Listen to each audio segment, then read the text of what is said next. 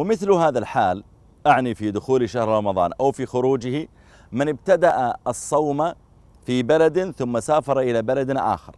فمثلا من ابتدأ الصوم مثلا في المنطقة الشرقية مثلا، أو ابتدأ الصوم مثلا في العراق، أو ابتدأ الصوم في البحرين، في الدول التي تكون فطرها في المغرب وغياب الشمس عليها قبل مكة، ثم بعد ذلك سافر إلى مكة، فوصل إلى مكة مثلا الساعة 6 المغرب، فهما في بلده الأصلي في البحرين مثلا قد أفطروا وقد أذن عليهم المغرب، لكنه في مكة لم يؤذن بعد. هنا يجب عليه أن يواصل حتى تغيب عليه الشمس، لقول الله تعالى: ثم أتموا الصيام إلى الليل.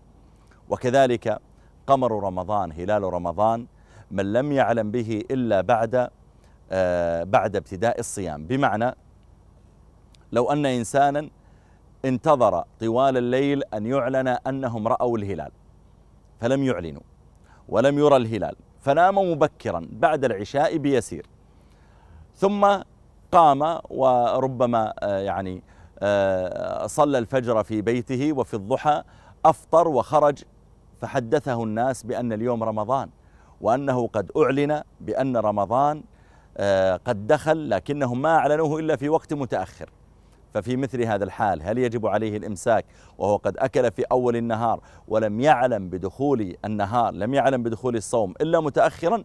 نعم، يجب عليه لحرمة الشهر أن يمسك بقية يومه، حتى لو لم يعلم بدخول الشهر إلا في منتصف اليوم، أن يمسك بقية يومه، ثم إذا انتهى رمضان قضى بعد ذلك يوما واحدا بدل هذا اليوم.